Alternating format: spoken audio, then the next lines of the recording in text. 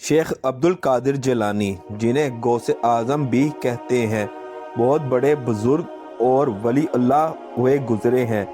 آپ کی ساری زندگی تبلیغ اسلام میں گزری۔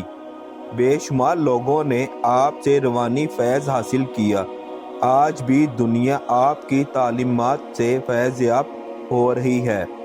آپ کو بچپن سے ہی علم حاصل کرنے کا بے پناہ شوق تھا۔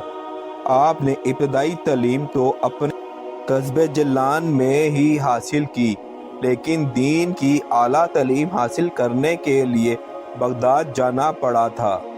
اس زمانے میں گاڑیاں اور موٹر کاریں نہ تھیں، اس لیے لوگ قافلوں کی صورت میں پیدل سفر کرتے تھے۔ چنانچہ آپ کی والدہ نے آپ کو بھی بغداد جانے کے لیے ایک قافلے کے ہمراہ روانہ کر دیا۔ سفر پہ روانہ ہونے سے پہلے آپ کی والدہ نے آپ کو کچھ خوراک اور 40 اشرفیاں گزرے اوقات کے لیے دیں۔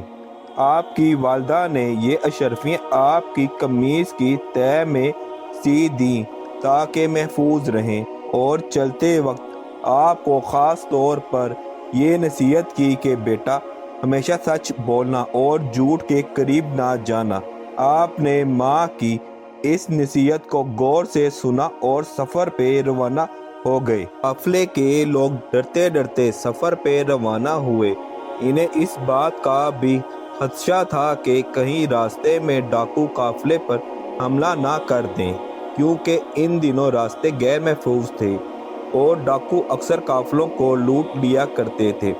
آخر وہی ہوا جس بات کا ڈر تھا۔ قافلے نے ابھی سفر کی 2 منزلیں ہی طے کی تھیں کہ ڈاکوؤں کے ایک گروہ نے رات کی تاریکی میں اس پر حملہ کر دیا۔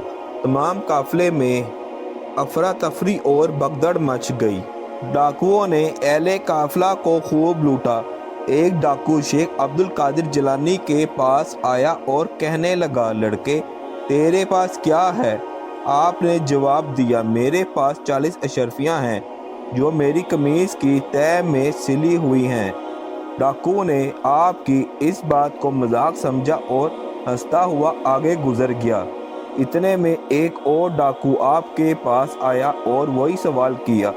آپ نے پھر وہی جواب دیا۔ وہ ڈاکو یہ جواب سن کر حیران ہوا اور آپ کو پکڑ کر اپنے سردار کے پاس لے گیا۔ ڈاکوؤں کے سردار نے تعجب سے آپ کو دیکھا اور پوچھا، لڑکے، سچ مچ بتا، تیرے پاس کیا ہے؟ آپ نے وہی بات دہرائی۔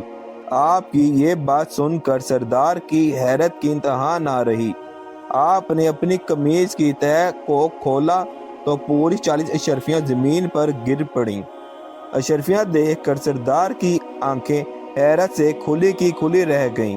اس نے آپ سے مخاطب ہو کر کہا، لڑکے، تو نے سچ بول کر اپنا راز کیوں فاش کر دیا، حالانکہ تو آسانی سے اپنی اشرفیاں بچا سکتا تھا؟ آپ نے جواب دیا، میری ماں نے مجھے نصیحت کی تھی کہ بیٹا ہمیشہ سچ بولنا۔ میں نے اپنی ماں کی نصیحت پر عمل کیا ہے۔ آپ کا یہ جواب سن کر سردار اس قدر متاثر ہوا کہ بے ساختہ اس کی آنکھوں میں آنسو آ گئے۔ وہ سوچنے لگا کہ ایک طرف یہ لڑکا ہے جسے اپنی ماں کی نصیحت کا اس قدر خیال ہے، اور دوسری طرف میں ہوں کہ اپنے مالک حقیقی کے احکام سے غافل ہو کر بے گناہ لوگوں کو لوٹتا ہوں۔ اس کے دل سے غفلت کا پردہ دور ہو گیا۔